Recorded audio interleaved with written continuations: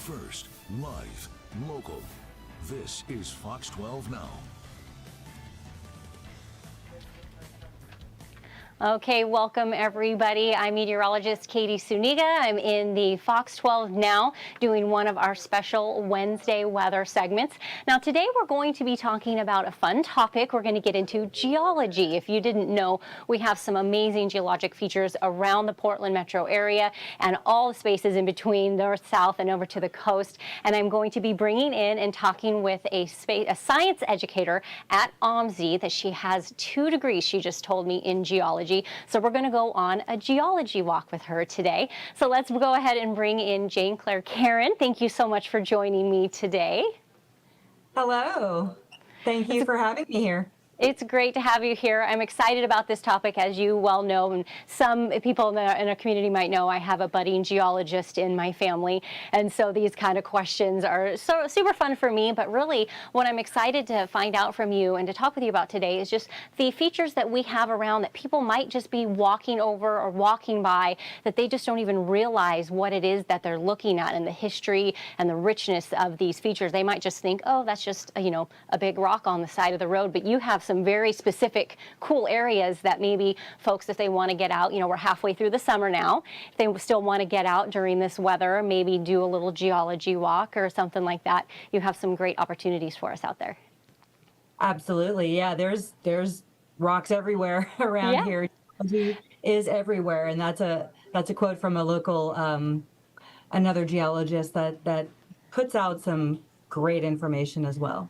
Yeah, so let's just start off. Why don't you tell me about some of the areas around that people might be just walking by every day? And you've mentioned a few of them to me before, so hopefully we can kind of revisit some of those areas just around the metro and in the valleys that somebody might walk by and actually be able to see something. Absolutely. Well, I'm going to start with my workplace. OMSI has great geology just outside of it. There's a sidewalk that you can take between the museum and the river, and you walk right by something called a glacial erratic. And that is a rock that actually wasn't formed locally. It is exotic to this region, and it was carried in here floating on a hunk of ice. And it is placed right on the sidewalk overlook of the Columbia River just outside of OMSI itself. I see you showing a picture of it right now. Yes. That's big white crystalline rock. There's another one that you're showing a picture of, and that is on the Connor Trail, and that was floated right there. There's like 90 glacial erratics in the Willamette Valley that you can check out. That's awesome. So can you explain to us what exactly a glacial erratic is? Yes. So glacial erratic was in place. So it was brought by actually 2 of the major geologic agents in the realm of geology. And an agent is something that erodes and reshapes our Earth's surface. And in this case, it was glaciers and floods. So at the end of the last ice age, the major continental glaciers started to melt back, and there was a major lobe of a glacier near us that kind of came off from the Canadian Rockies and Idaho. And when it melted back, there was a dam. I'm sure that most of y'all have heard of the Missoula floods, or I like to call them the Brett's floods, in honor of the geoscientist that recognized it. Mm-hmm. And a lot of stuff was in that flood material, including giant icebergs. And in those big old icebergs were hunks of rocks. And that is the only way a rock like that will float in the water, is if they're on an ice raft. And the stuff floated all the way into the Willamette Valley on the way ultimately to the Pacific Ocean. And some of those little icebergs had rock chunks in them. And that's how some of those glacial erratics got into the Willamette Valley. It went from the melting glaciers through the Columbia River Gorge into the Willamette Valley, and they got in place. Now, a lot of them are at real high elevations, 500 feet, 600 feet above sea level, because that's how high those floodwaters got. So that's the Missoula floods. That's kind of the impact that it had on the valley and the metro area and everything. like that? One of the many impacts. It also put down a lot of great soil for our agricultural crops that we are so proud of. Yeah. So we live in the shadow of a volcano, and actually even some small ones and some big ones and things like that. Can you talk to me about how, those things impact our weather? Because we've talked about, geology and the weather impacts and the rain and the wind of the summer and the erosion and all the things, how just it's so linked together. Can you share a bit about like that? Absolutely. One of the reasons why we have so much rain that falls in this area is because of that chain of volcanoes further east to where Portland is located. There's a north-south trending chain of volcanoes, or the Cascades. And you've also got another chain of mountains called the Coast Range. And the moist air that's coming from the Pacific Ocean is coming over us. And as the air mass rises, the moisture gets wrung out. So we are in the rainfall area. When you get east of that line of volcanoes, most of that air has wrung out its moisture. And so on the east side, it's much drier. That's the rain shadow that's impacted from that chain of volcanoes. So because you've got that large landmass poking up, we have a lot of rain that falls on our side. So we get a lot of rainfall on this side of it. Do you have any examples of how maybe that, rainfall that we get that's so much than on the east side of the Cascades, how that's impacted us with like landslides or erosion or any major events that have impacted just the landscape of our geology? Absolutely. There's a lot of landslides that happen because like when the soil gets really saturated, it loses its strength. Kind of like if you build a sandcastle and then a wave crashes over it and the sandcastle just kind of melts down. The same sort of thing can happen with steep slopes and sediments. And so when they get saturated, especially if there's no vegetation roots to anchor it in place, it'll slough down. And there are a lot of landslides that happen in this region, especially on some of the steeper slopes, and that has reformed some of the landforms around here.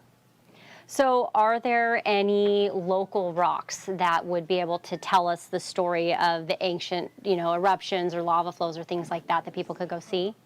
Yes. Right now, a great spot to go and visit is Elk Rock Island. Elk Rock Island is a little further upriver than where we are. It's closer into the Milwaukee area, but it is an island in the Willamette River that represents some of the oldest volcanic rocks you can find in the Portland area. These volcanic rocks are between 50 and 30 million years old, and geoscientists suspect that those volcanic rocks came from an old volcano in the Coast Range. And you can see that stuff is called the basalt of Waverly Heights. And across the river, right at Elk Rock Island, you see more basalt exposed, and that's known as the Columbia River basalts.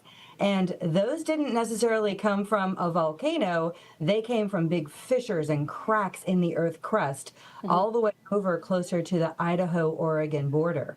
And those are flood basalts, and they flooded across the landscape all the way pretty much the Pacific Ocean in most cases. And those basalts are a bit younger. They're between 17 and 6 million years old. And they're all over the place. Most of the Columbia River Gorge are the Columbia River basalts.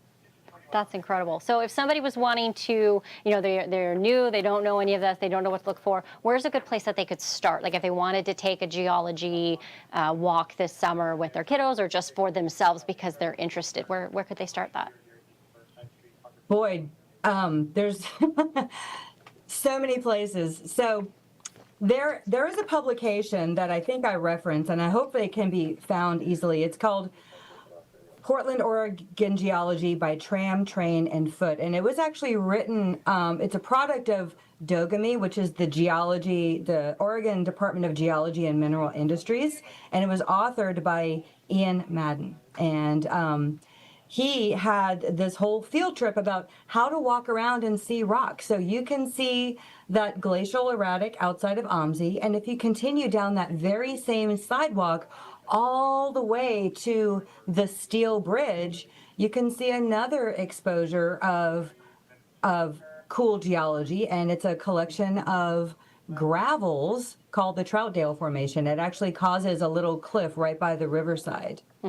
And you can walk right by that and look down when you get on the steel bridge, like pedestrian level on the lower level, and you can see those conglomerates. And those conglomerates are really interesting. Most of those, that's a sedimentary rock, and all of those rocks are rounded. And if you have rounded sedimentary rocks, they tumble down along a stream, and they have been rounded and eroded, and it is like their resting place, and they got cemented in place. And there's not too many places where you can see the Troutdale Formation, but that is one of the spots. And that's also one of the spots why the trains go over there, because that's some strong stone. It can support the weight of the train travel, the train traffic. That's really cool. That's really interesting to know. So I'm curious, how does OMSI, link people and educate people? Because that's where you're at, and you are an educator there. So share with us some of the things that you do to help educate the public about, all of this stuff, and maybe if there's any resources at OMSI that people can use if they're more interested and want to dig more in detail with you. Well, you can find me here, and you can always hit me up with questions if you find me. I bob around to different parts of the museum. I am a geologist by passion and degree, but for work, I'm a polyologist. I am interested in all of the different sciences, so it's fun for me to talk about all aspects of science, from physics and chemistry, life science, science and technology, but going back to the science of geology, the Natural Sciences Hall has a nice collection of local fossils and a nice collection of minerals. There's an amazing Science on the Sphere exhibit where you can see a lot of like real-time weather and climate data. You can see space information on those. So there's just so much to discover over here at OMSI. As far as like finding like a geologic map, the Life Lab right now in the Natural Sciences Hall has a big old map of eruptive science, talking about a lot of the volcanoes in the Cascades that have had some relatively recent volcanic. And there's also a nice display of space rocks. Like the oldest things in OMSI are the space rocks. Some of those are as old as our solar system.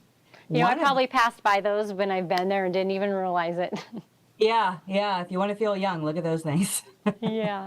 Have you ever used the planetarium for any type of presentations or educational things with this? As I was just there with Jim the other day, and he let me control the weather and put on a laser light show. And so I just wondered if maybe you'd ever use that to educate. Sadly, no, but one day, perhaps, I would love to do that. Well, I have an in with the guy who runs it, so maybe I'll ask for you. Thank you. Yeah, that would be pretty amazing. That's great. Okay, well, those are all of my questions. I always love to open up at the end of, a talk with somebody. If there's anything that you want to add, or that I, just didn't think to mention that might be really interesting for everybody who's watching this to know about, either the history or the landscape, or where things are, where they're going, climate impacts, anything that you want to add to our discussion today? I think that it's really great to be curious and look closely at just some of the rocks that are around, even if it's the finishing stones on the outside of buildings. I think those are fascinating. There's a lot of like local benches that are made out of basalt that was just formed by nature, and we reclaim that stuff and use it for decoration and finishing stones for buildings. And then just walking around like in Forest Park and in the West Hills, you can see a lot of exposed rocks in geology just there. And there's a lot of apps that you can find that'll help tell you what types of rocks are there. And yeah, there's just so much. There's a lot of guidebooks, maps. There's endless amounts of information. Yeah, so be curious. That's the takeaway. Be curious. Have a close look.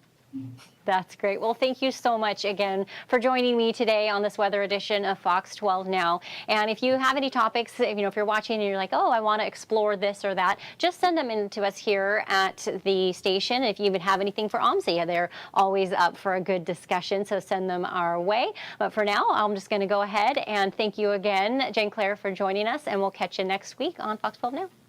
Thank you so much, Katie. You have a wonderful time. You too. Bye-bye.